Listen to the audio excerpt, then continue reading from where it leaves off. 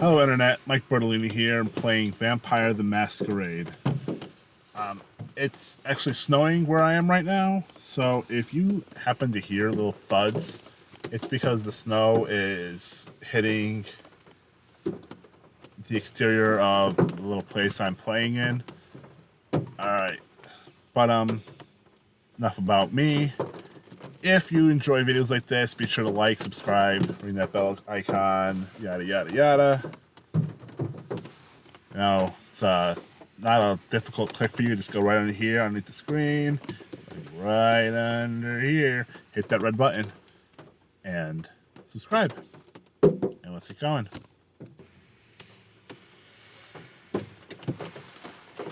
All right.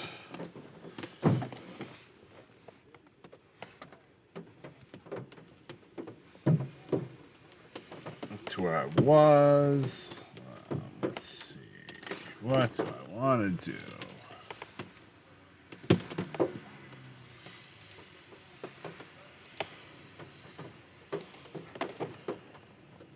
Somebody's Watching Me, Part 2.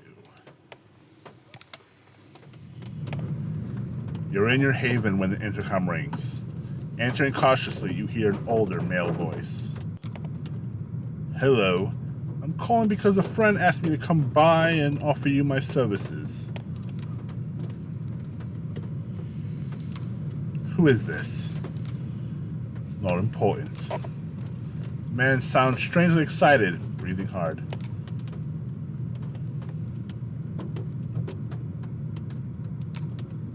You may have the wrong address.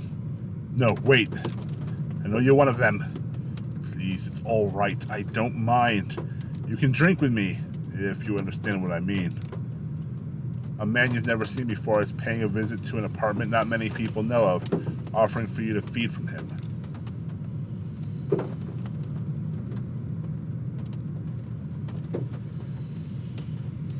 I'm getting creeped out. I'm so sorry. Don't worry, I mean no harm. Silence. A minute passes and you hear a knock on the door to your haven.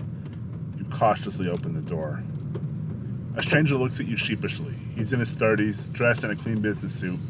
He looks moderately successful, someone you can meet in an investment bank. I'm sorry, I didn't want to intrude. That's why I called from downstairs.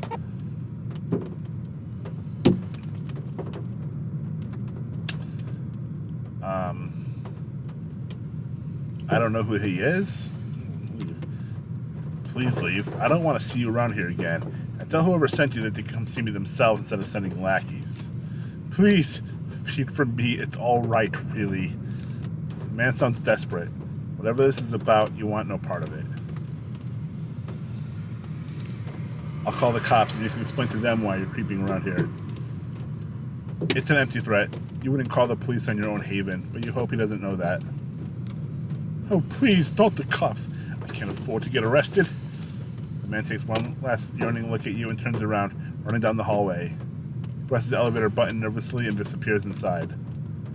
You're left to wonder what this was all about. Who is this guy, and why did he show up trying to offer you his blood? And time to rest.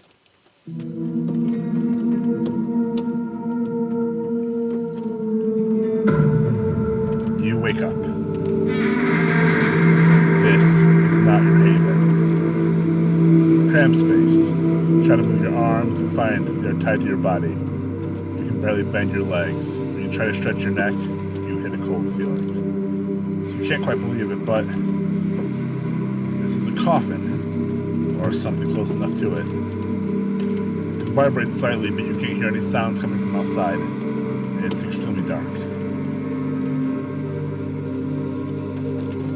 Focus and divert your blood to boost your senses. You begin to deduce some details. The vibrations mean you're in some kind of transport, maybe a car. You can just hear the suggestion of an engine's hum. Cold interior is metal for sure, or sounds that you can try to focus on. A male voice, indistinct. The cackle of a radio, the brakes of the car, an impact. You can't adjust it about. The car door opens violently. You can hear a gun being cocked. Panic scream. Operation compromised! Engaging blank bodies! deafening shot rings in your ears. Dazed, you return to your senses to their normal levels. Ringing continues. It comes off.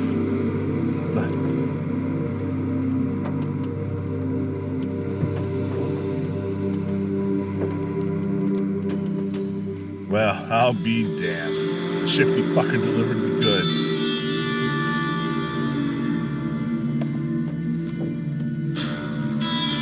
Tell me I didn't just cut the driver up for nothing.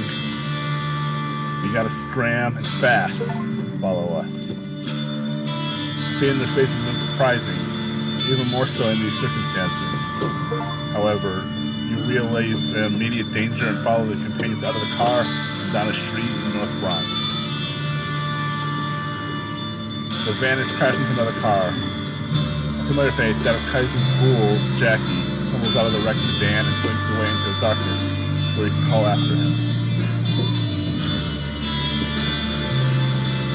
Ghoul. A minion created by giving a bit of vampire vitae to a mortal vampire without draining them of blood first, which would create a vampire instead.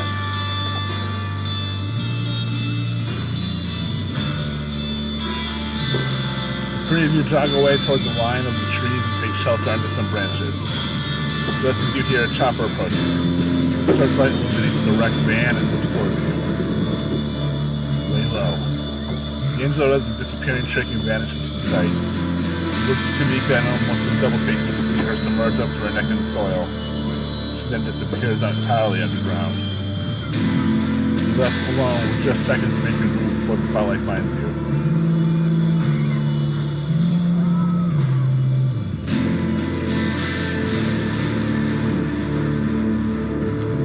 Take off before the light can reach you.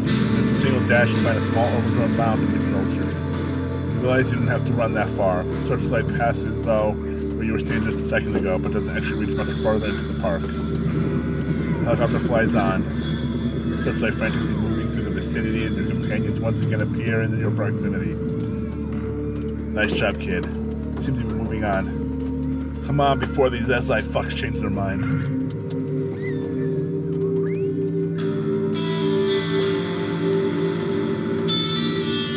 Tell me what's going on? Wait here, both of you. Tamika, fill him in. I just got ahead. The SI nabbed you 2 days ago. He raided your haven, staked you while you slept, and took off with you. You only learned this last night. Kaiser of all kindred.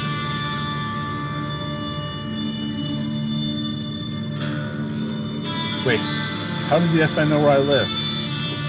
Might have had something to do with you hanging out with me. You've been on the SI's radar ever since Luca was killed. Or you just fucked up at some point and got marked as a potential target. Hey, I saw Kaiser pull up. Come on, time to blow this joint. Kaiser's familiar car stops nearby and the back door opens. Your allies usher you inside and join you. Being inside this mobile fortress never felt like a relief. Until now. Hey, Fledgling. It's me. No, not really. But I will say this. Glad you're here. Well, I'm not overly fond of breaking nicks out of covert SI transports, so I consider this an investment. That was a civilian transport. No convoy, nothing. I expected more resistance. What, you wanted to sharpen those claws of yours on? Don't worry. That might still happen. But you get it. Things are afoot, as the adage goes. Anyway, listen up, Em. You are here now only because I told your buddies that you were neck deep in shit. That van you were in, a one-way ticket to Huttville, Pennsylvania. I broke you out as a favor. Now you owe me big.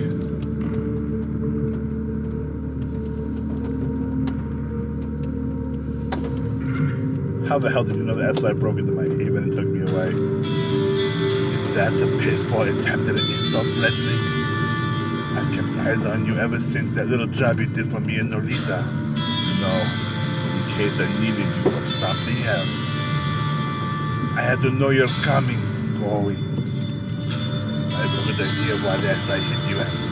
Not that there aren't tons of good reasons for it.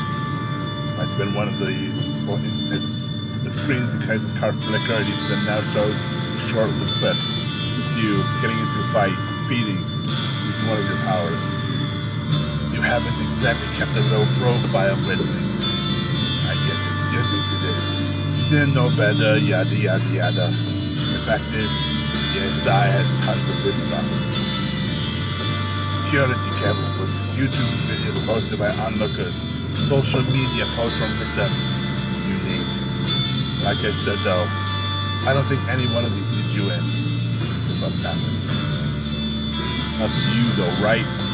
I always wondered, how is it that you can drive a pompously luxurious limo around New York City and not get caught? What's your secret? Body doubles? Decoy cars?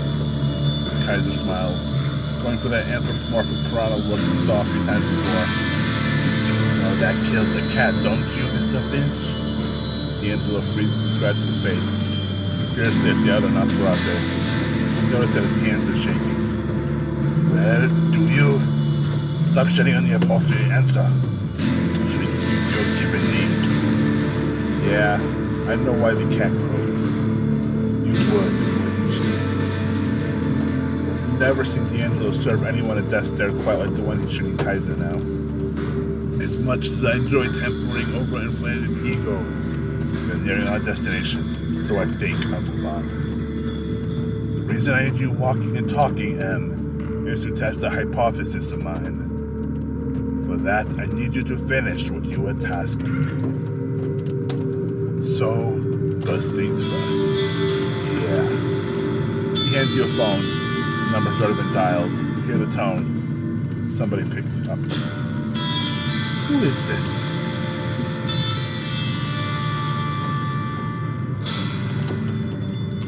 It's me, Sophie. M? Are you okay? They're fine and dandy. Kaiser, what are you doing on this line? What do you think? It's my phone your protege is using, so keep it snappy. Operating a secure network ain't cheap. Come on, Em, speak it out. Listen, I got captured by the Second Inquisition, but I'm fine now. Sigh? That's what I feared. Listen, the plan, we need to do it tonight, but if the Inquisition is involved and you broke out, they'll be looking for you, so we can't be in public. I have a place in mind, but Kaiser, are you still listening? Did I tell you if I wasn't? And call this number from where you visited before last we spoke. I'll come pick you up. She hangs up. And that's that. Gotta tell you, kid, this entire conversation is my curiosity, alright? Yes, I feel like I missed the part where you were involved in some conspiracy. Them, us, D'Angelo here, and every other kindred in this goddamn city and everywhere as far as I know. We'll talk more after our mutual acquaintances continue their night. If my intel is worth a damn, the next stop is right about here. Car comes to a stop and the door opens. Outside you see the street leading to Solids and Stripes. Torque's Pool Pub. Well, get you out.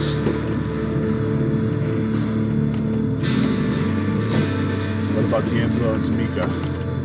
What about them? They're staying right where they are and we're going to have a little chat. After we're done, I'm sure they'll find their way back to their havens just fine. The clock is ticking. I think I know what Sophie wants to do tonight. And if I'm right, tonight's the last chance you've got. If you want to say bye to your buddies before you go, that's fine by me. But that schedule of yours is pretty hectic, so you better do it now and scrap.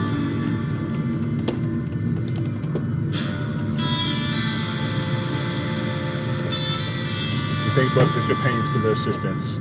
Without them, you wouldn't be here now. Kaiser makes a gagging gesture and urges you to step out of the car. You turn around and make your way to the bar. The door closes behind you and Kaiser's limo starts moving again. Hope your companions won't have to pay too high of a price for helping you. Solids and Stripes is pretty much abandoned tonight. The of the bartender and one bleary-eyed local watching an old Bogart movie on the black bar's screen. Wes used the phone and called Sophie first. Yes? I'm at the bar. Good. He'll be there in 15 minutes. If Torque's not there, notify him. He needs to move and fast. She hangs up. Tell the bartender to notify Torque, just like the Anarch Lunar mentioned he should. The man makes a short call. Then he hears somebody picking you up, but no words exchanged. The owner's on his way right now.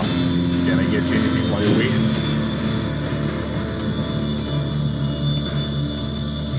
No, thanks. The bartender applauds, nods politely, and gets back to his business. Torque comes in some 10 minutes later, without Mia. Tips his hat to you, puts a hand on the bleary-eyed patron's shoulder, and says something to him under his breath. They both laugh. Marty, how is the night going? Quiet, sir. Just how you like it, huh? Well, I believe you wanted me here for a reason. Let's hear it. You're about to tell him what brought you here when the doors to the bar open and Sophie walks in. All splendor and charisma. Patron's eyes do not glued to her, and so are the bartenders. Torque isn't happy with the sight. Well, this is what we agreed on, M. Care to explain? Things got complicated at the end of life. Pleasure to make your acquaintance. I believe M already told you why I'm here. Not in any detail. And the circumstances of our meeting were supposed to be different. So, Miss Langley, tell me why I shouldn't ask you to leave and kick out your protege while I'm at it. You will like what I have to say. Yeah, I've heard that line 100 times. 99 of those ended with somebody getting hurt, and that's not something I'm in the mood for tonight. We are wasting time. It's a unique opportunity we should take advantage of. We only have an hour or so to discuss it before the time to act. My driver is waiting outside. Wait a goddamn minute. First of all, I'm not going anywhere without Mia. That was the deal. Second, it's Em who's supposed to do the driving, not your servant. Both serve me, so really it's a little difference. Circumstances change and we had to adapt. Don't be stubborn. Foolishness does not suit you. I have a secure spot in mind where we can talk. I'll stop you right there. Torque is seething, but he's keeping a lid on his anger. His voice barely changes. My conditions are clear. The way I hear it, I want to break each one of them. I saw no reason at all to agree to any of this. I believe I will stay and put tonight. You have places to be, yes? Well, we're the only chance you have at challenging Callahan. Don't be a fool. The lid comes off. Call me a fool one more time, woman. And that's not the only thing I'm going to be throwing. You're both acting like children. You need to put your differences aside and see the other's point of view. Both Sophie and Torque declare you. No powers. Just their personas are enough to make you feel like you prefer to be anywhere else but here. Who the fuck do you think you are? There's one child here, and you're their patron, Langley. What does that tell us? What are you implying? Shots break the front window and a flashbang goes off in the room, changing the bar into a space of white light and ringing noise. You feel somebody tugging your back and are thrown behind the bar. More shots ring out, bottles break. The TV shatters to pieces. The window bar splinters. Your sight comes back and you think you've gone deaf. The summer room is silent. You see Torque beside you and Marty, the bartender, bleeding out on the floor. Look over the bar. Sophie's standing there, her bar's partially tattered, a visible hole in her leg. She's like the heart of a supernova, entrancing, unavoidable, beautiful, and terrifying.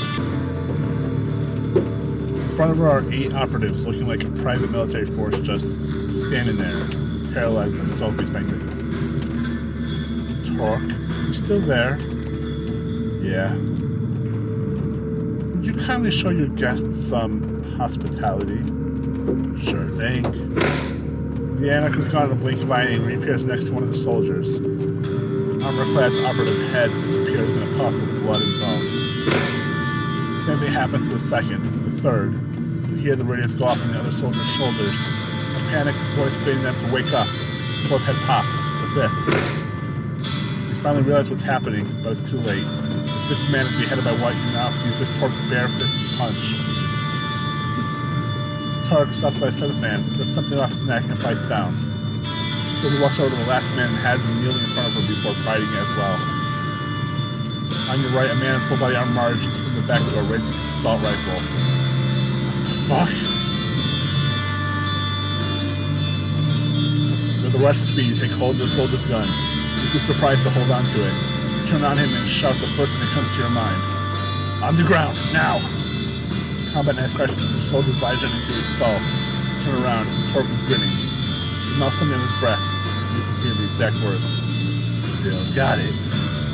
Illegal. Sophie wipes him off of blood and looks at him. That meeting still an item?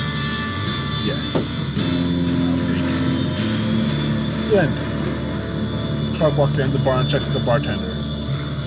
You see the anarch open his own wrist and leak blood to the living man. Drink up, Marty. That'll make you feel better. Get the hell out of here and wait for Mia. She's coming. She'll know what to do. Torque? Yeah, coming. Take the back door. And come on. You slink back into the alley behind the bar, leaving 10 bodies and one who's sleeping behind you. Nobody stops you from circling around the block and finding your way to Sophie's car. Gregory drives away casually, as if this was just another late night drive, not the crowning of a desperate, complicated evening. The sense of irony is just overwhelming. The place where Sophie brought Torque turns out to be the very same apartment in which you were embraced. The way she explains it, the vampire owned it, left the city a few years ago, and gave away a spare key to a few trusted compatriots. It's been used sporadically since. Fancy. You like it? I always felt too modern for my tastes, but what's important is that it's secure. As long as nobody followed your car here, or the fledgling. Trouble follows that one wherever they go. Even if that's the case, we have little time to conduct our business here anyway. We'll be leaving soon, I hope. So let's begin. You look at Sophie, excited. Finally, you will learn what it is that you've been working towards for more than a week, and what it is that Kaiser wanted you to participate in. I have it on good authority that Boss Callahan is blood-bound to Prince Panhard. Torque sucks air in loudly. That's an accusation and a half there, Langley. Got proof? No, but we're just a boat right away from getting it. What is that supposed to mean? And the address that I procured from Kaiser was the meeting spot for Panhards and the Baron's regular sharing of blood and other bodily fluids, if the rumors are true. Wait, Kaiser knew about this? Is there anything that insufferable clump of dead skin doesn't know in this city? He knows things, but only shares them if you pay. Neither the Prince nor Callahan can touch him. He's too useful.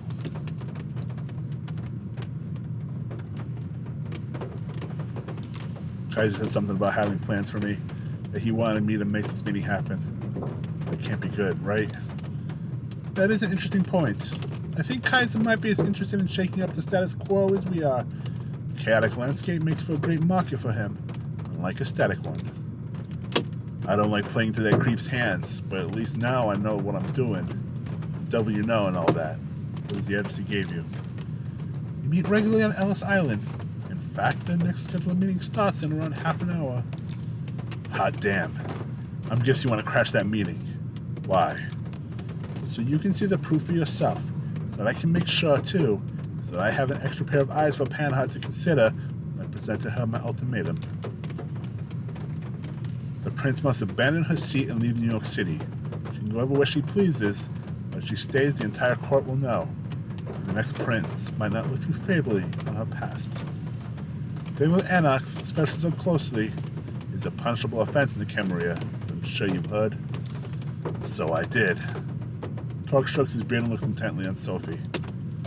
What exactly are you trying to accomplish here? Say you remove Panhard, and I even remove Callahan. Then what? Torque, did you ever wonder why Callahan is keeping you in check? Because I wonder why the Prince condemns anarchs during her visits to Elysium, but doesn't allow the Ivory Tower to challenge you. She, or they, have entered into status quo not for the good of their sex, but for private gain. Keep us all in line because it lets them hold on to power that much longer. And your goal is what? Make this cold one turn hot? Not a great plan. Your cameras will get your butts kicked out of New York City in no time. If you anarchs manage to organize, which I doubt you will, At any rate, it's a risk I'm willing to take. I don't stand alone in this. This entire operation has been years in the making. Talk, I'm offering you a chance to square things with Callahan and level the playing field. If we get rid of these two, we can start on equal footing at the next stage of this dance macabre.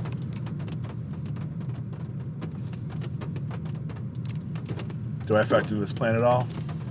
Yes. We will be taking you with us to Ellis Island, both as another set of eyes to witness the Prince and Baron in the act, and as a bit of added security. I don't think Helene or Callahan will dare to lay a finger on me, but they will not find me unprepared. You know, after all those years spent in Callahan's shadow and taking part in all the kindred dick measuring contests, I should expect a ruse, simply to kill me in an out-of-the-way place. That's our inherent paranoia talking. My gut tells me it's time to get this show started. I do hope you have a boat nearby, Langley. Sophie smiles mischievously. Of course I do. It's waiting for us by the pier. Lead the way then. Moonlight's burning. The three of you leave the apartment and walk toward the pier. Nobody seems to be following you. You're on a small patrol boat and double timing through the Hudson's cold, dark waters. Out of all the places in New York City where the Prince and the Baron can meet, it's Ellis Island, a landmark with a dark past. A museum on one hand, a dilapidated piece of history on the other. You leave the boat and make your way to the southern part of the island, paying no heed to the renovated tourist attractions on the northern side. You expected some resistance, a night guard, a helicopter flying overhead, maybe an NYPD patrol boat. Nothing. The island seems completely deserted. It's clear this sets Sophie on edge. She's moving as quietly and subtly as ever. You can see that she's eager to reach the particular house her intel pointed out.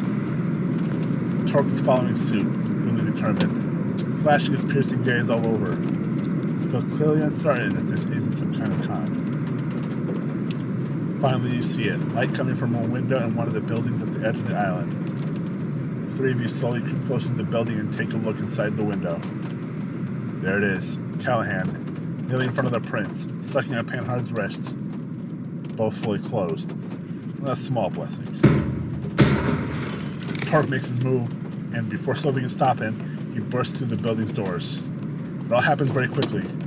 Torque grabs Callahan by the shoulders and throws him through the still open door.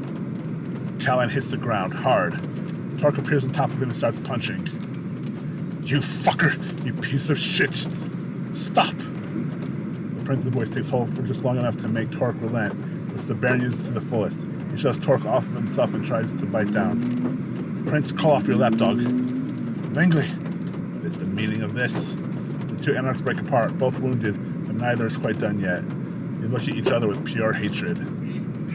Kill the bitch, Helene. But leave the fledgling to me. But after I deal with this shit, Stan, I'm gonna... A shrill, unpleasant laugh fills the air. You know who it belongs to. So entertaining. Truly, it almost feels ashamed to break up the spectacle. But alas, Thomas? Who the fuck is this joker? Yes, I don't think we met, though I did hear a lot about you, Mr. Torque. My name is Thomas Artu. And Callahan uses his moment of uncertainty to strike. He's still too slow for Torque, who throws the boss into the lawn where the two exchange blows once again. Helene, if you'd be so kind as to ask your friend to not bust out our guest too much. Callahan, don't kill him. This time Callahan comes out on top and grabs Torque in an iron hold. Your companion struggles but can't quite break away. I will not be denied, Helene. Not this time.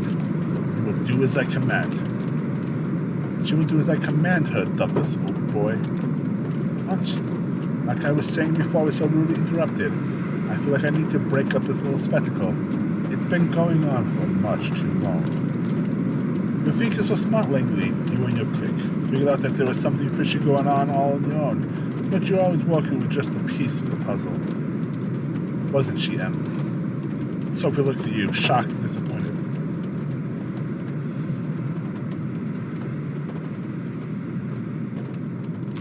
I don't know what I'm talking about?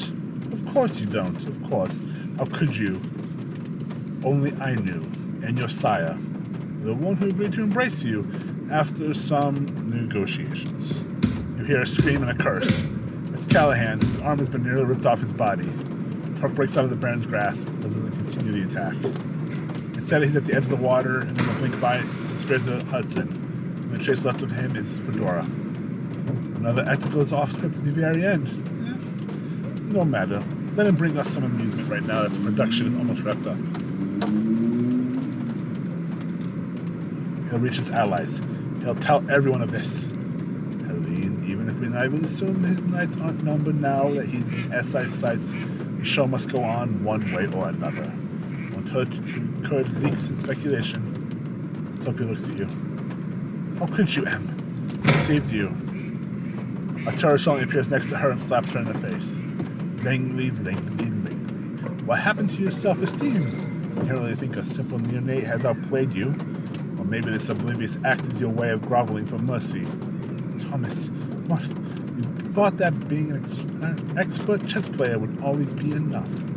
I realize that people at the top simply flip the chessboard over and punch you in the face whenever they don't like how the game is going. He motions to the remaining kindred. But the thing is, you weren't even adept at playing the game you knew. M, just another pawn, placed on the board by my associate. You thought they were your piece since you took them in, but who gave you that idea? Return to the night where you were judged by Prince Panhard, the woman in red, Sophie. Somebody speaking to her, a man in glasses. A man standing before you now.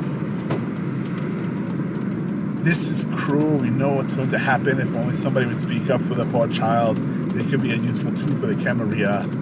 Sergio was in Sophie's face. Of course, those are not the only words you heard, were they? No. You were already grasping for an opportunity to further your scheme. I put the bait out and you took it. Line and sinker. After that, it was only a matter of time before you started using M as your errand boy. No one is quite as easy to track and monitor as a naive fledgling who's just learning the ropes. What is it that you want, Thomas? What do I want? Boy, the answer is so simple, but so hard to put into words. Unstable stability, cutting-edge tales of thrills and intrigue that push it to the limit, and then return you to the tried and tested status quo, gently, infallibly. A system full of distracting moving parts which simulate conflict so convincingly as users never feel a need to direct their energy toward upsetting the system. Achieving the eternal flow of the disposable. Building a city that's like a ship of Theseus, constantly changing its parts, yet always maintaining the same purpose, serving the same goal at all times. A large-scale infrastructure that has something like an exhaust system for the spirit. Something that, disperses the toxicity around instead of concentrating it in a single place. None of what you're saying makes the slightest bit of sense. Arturo's momentarily stopped in his tracks. He stares into the sky for a few seconds before a sad grin appears on his face. Spoken like someone who's never really had what it takes to make it in the big leagues. With a theatrical snap of his fingers, he gives his last sentence a sense of finality. Something's changed in the air. A woman's shape slinks behind Sophie's back. Goodbye, Sophie. A disheveled woman with what looks to be guarding chairs appears behind Sophie. Take off and rush towards Sophie. Only take a few steps before a figure blinks right next to you and pushes you away. Arturo.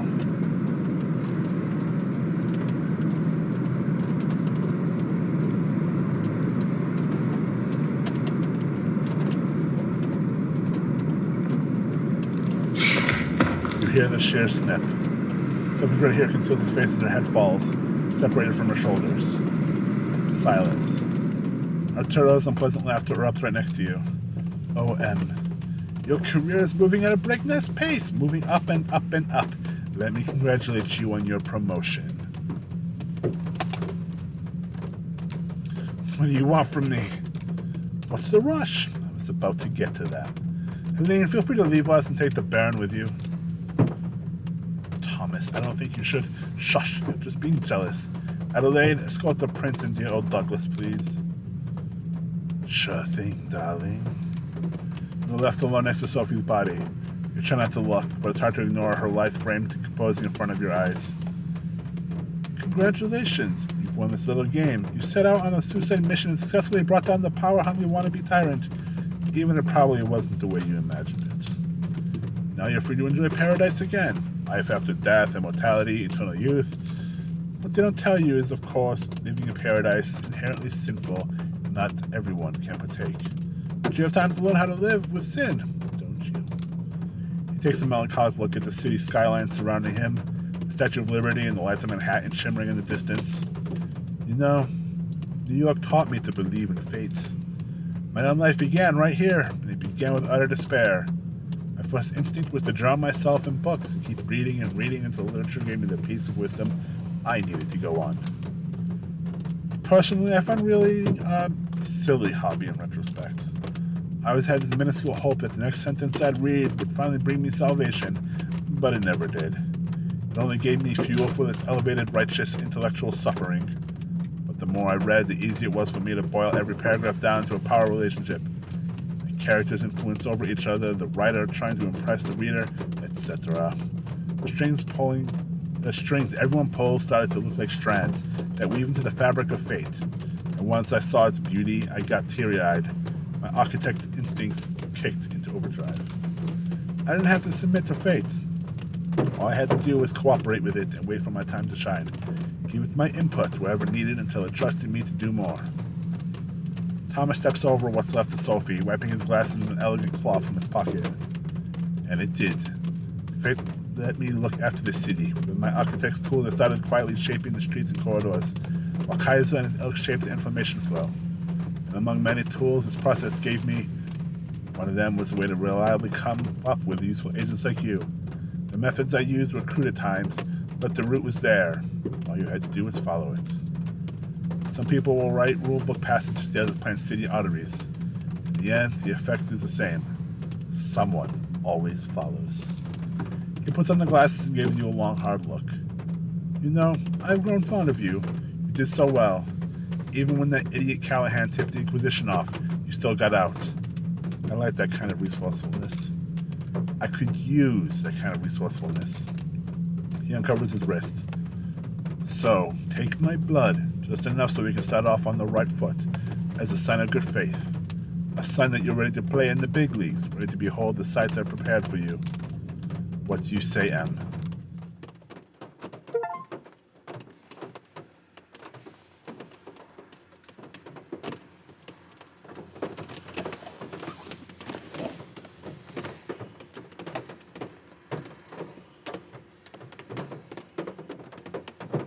Alright, thanks for watching. This has been Vampire the Masquerade Coteries of New York. It has definitely been an interesting turn of events game. Yeah, remember to like, subscribe. I intend to do a couple little more playthroughs of this, not to do the story again, but to sort of see what some of the other routes that can be taken are. I know, for example, that the characters I can start with, I can be a venture or whatnot, sort of ruin my chances at survival right at the get-go. All that. But again, thanks for watching. If you enjoyed this sort of content, remember to subscribe, hit that like button, leave a comment below, and let me know what you think. Thanks for watching, and have a great day.